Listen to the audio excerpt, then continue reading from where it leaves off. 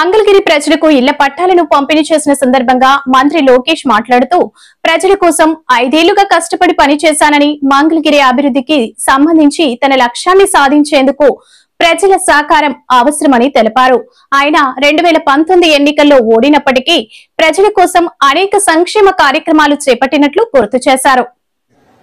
ఈ మాట నేను మీకు ఎందుకు చెప్తున్నానంటే, ఈ రోజు మంగళగిరి చేసేది రేపు రాష్ట్రం అంతా చేసే పరిస్థితికి మనందరం వచ్చాం.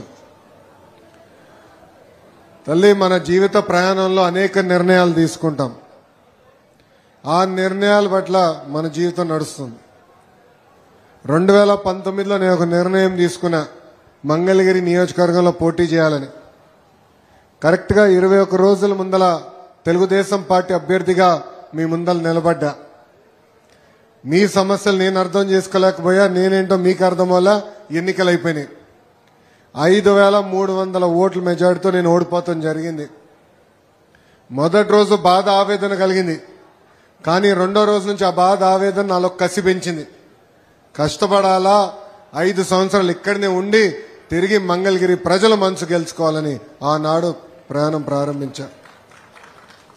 5 సంవత్సరాల్లో మీ ఆరోగ్యం కోసం ఎన్టీఆర్ సంజీవిని పెట్టాం.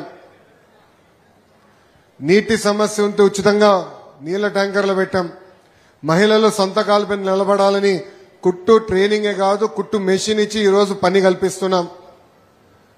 పిల్లలు క్రికెట్ ఆడాలంటే మంగళగిరి ప్రీమియర్ లీగ్ ఏర్పాటు చేశాం. ఇంట్లో పెళ్లి జరిగితే బట్టలు పెట్టాం. కోవిడ్ వస్తే ఏకంగా ఆనాడు ప్రభుత్వం సరిగా స్పందించపోయినా ఆక్సిజన్ సిలిండర్లు కానీ అమెరికా డాక్టర్ల ద్వారా కూడా కన్సల్టేషన్ అందించాం. ఇలా సుమారుగా 26 సంక్షేమ అభివృద్ధి కార్యక్రమాలు ప్రతిపక్షంలో ఉన్నప్పుడు మంగళగిరి ప్రజల కోసం నేను చేశాను. ఆనాడు మనందరం అనేక విషయాల గురించి మాట్లాడుకున్నాం.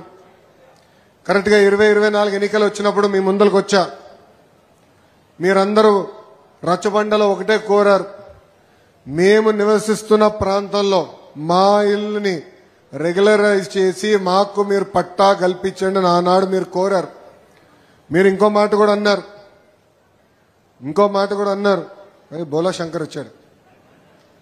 గౌరవనీయులు రెవెన్యూ శాఖ మార్చులు అనగాని సత్యప్రసాద్ గారికి నా హృదయపూర్వక నమస్కారాలు, ధన్యవాదములు.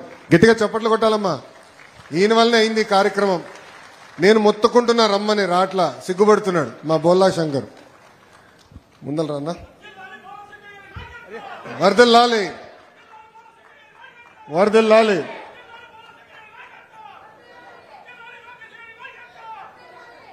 మీ దగ్గరకు వచ్చినప్పుడు మీరు పదే ఒక మాట అన్నారు, ఇక్కడనే మా కుటుంబాలు ఉన్నాయి, స్నేహితులు ఉన్నారు, ఇక్కడి నుంచి పనికి వెళ్తాం కూడా మాకు చాలా సులభంగా ఉండను. ఆనాడు మీకు చెప్పా, అన్ని నేను ఒకేసారి చేయలేను, కొన్ని సంవత్సరం లోపల చేయొచ్చు, కొన్ని 2 సంవత్సరాలు పడితే. అటవీ భూమి అదేవిధంగా చెరువు ఉంటే అది కొంచెం ఎక్కువ సమయం పడుతుందని ఆనాడే హామీ ఇచ్చా. ఇచ్చిన హామీ మేరకు ఈరోజు నేను గర్వంగా చెప్పుకెళ్తున్నా, సంవత్సరం పూర్తయ్యే లోపలనే 3000 కుటుంబాలకి ఈరోజు బట్టలు పెట్టి పసుపు కుంకాలతో కూటమి ప్రభుత్వం మీకు పట్టాలు అందజేస్తుంది. అమ్మా, మీరందరూ ఒక్కసారి గుండెపైన చేయబెట్టుకుని ఆలోచించండి. ఈ కార్యక్రమం ప్రారంభించేటప్పుడు తెలుగుదేశం పార్టీ నాయకులు, జనసేన పార్టీ నాయకులు, బీజేపీ నాయకులు మీ ఇంటికి వచ్చారు, కొలతలు తీసుకున్నారు అధికారులతో సహా. మీ దగ్గర నుంచి ఒక కప్పు కాఫీ తాగలా, ఒక వాటర్ బాటిల్ కూడా తీసుకోలేదు తల్లి. అంటే ఒక పారదర్శకంగా రాష్ట్రం మొత్తం మన వైపు చూసి ఇట్లా చేయొచ్చా, ఇంత బాగా చేయొచ్చా అని ఆలోచించే విధంగా మేము చేశాం తల్లి. ఈరోజు దాదాపు చిల్లపల్లి గారు చెప్పినట్లు 1000 కోట్ల విలువైన భూమిని మీకు శాశ్వత హక్కు కూటమి ప్రభుత్వం కల్పిస్తుంది. తల్లి, ఈరోజు ఇస్తున్నాం మీ పట్టా. 2 వారాల తర్వాత వెళ్ళి రిజిస్టర్ చేసుకోవచ్చు. 2 సంవత్సరాల తర్వాత అమ్మే హక్కు కూడా మీకు వస్తుంది. అలా అని మీరు అమ్మద్దమ్మా, ఎవరు అమ్మద్దు. ఎందుకంటే రాష్ట్రం మొత్తం మంగళగిరి వైపు చూస్తుంది తల్లి. అమ్మా, నాడు చెప్పా, భూగర్భ డ్రైనేజ్ సమస్య ఉంది, తాగునీరు సమస్య ఉంది. అందుకే నేను గౌరవ ముఖ్యమంత్రి గారితో అదేవిధంగా మున్సిపల్ అడ్మినిస్ట్రేషన్ శాఖ మార్చులు నారాయణ గారితో మాట్లాడి మంగళగిరి కోసం ఒక కొత్త ప్రాజెక్ట్ తీసుకొస్తున్నాం. అది భూగర్భ డ్రైనేజ్, భూగర్భ నీరు, భూగర్భ గ్యాస్, భూగర్భ విద్యుత్ కూడా మంగళగిరి ప్రజలకి మేము అందించబోతున్నాం. ఆ కార్యక్రమం వచ్చే జూన్ మాసం నుంచి ప్రారంభిస్తున్నాం. తల్లి పిల్లలు ఆడుకునేదానికి పార్కులు ఏర్పాటు చేస్తున్నాం. మన మంగళగిరిలో అనేక చెరువులు ఉన్నాయి, ఆ చెరువులను అభివృద్ధి చేస్తున్నాం. ఇంకో పక్కన లక్ష్మీ నరసింహస్వామి గుడి కూడా ఉంది, గుడి కూడా అభివృద్ధి చేయడానికి మాస్టర్ ప్లాన్ రూపొందించాం. ఇట్లా ఇచ్చిన ప్రతి హామీ ఒక పద్ధతి ప్రకారం మీ లోకేష్ నిలబెట్టుకుంటూ వెళ్తున్నాడు. అమ్మా 2019లో నేను ఓడిపోయినప్పుడు అందరు ఎగతాళి చేశారు. అన్నగాని గారు ఆనాడు ఎమ్మెల్యేగా ఉన్నారు తెలుగుదేశం పార్టీ నుంచి. చంద్రబాబు నాయుడు గారిని కూడా అవమానించారు. శాసనసభ సాక్షిగా అన్నారు, లోకేష్ని గెలిపించలేకపోయావు, మీరు మాట్లాడేది ఏంటని. కానీ ఈ రోజు మీరు నాకు ఇచ్చిన మెజారిటీ దెబ్బకి అక్కడి నుంచి సౌండే లేదు తల్లి. నిన్న రాత్రి బాబు గారితో భోంచేస్తుంటే అడిగారు, రేపు కూడా మంగళగిరేనా అన్నారు. అవును గురుగారు, రేపు ఇంకొక రోజు అవుతే పట్టాల కార్యక్రమం అవుతుందని. రాష్ట్రం అంతా తిరగాలి కదరా అన్నారు. నేను ముందర ఇక్కడ బాధ్యతను నెరవేర్చాలి, నా పరువు కాపాడారు. ఈ రోజు ఎక్కడికి వెళ్ళినా నా గౌరవం పెరిగిందంటే దానికి కారణం మంగళగిరి ప్రజలు నాకు ఇచ్చిన మెజారిటీ.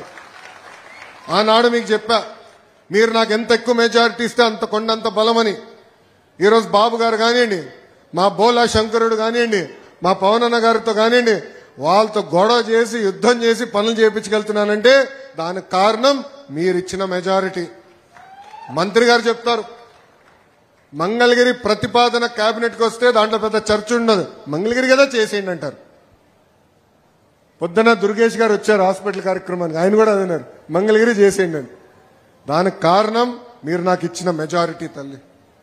అదొక బాధ్యతగా నేను స్వీకరించాను. అహర్నిశలు కష్టపడతా. నా లక్ష్యం ఒకటే, అన్ని రంగాల్లో మంగళగిరి నంబర్ 1లో ఉండాలి తల్లి.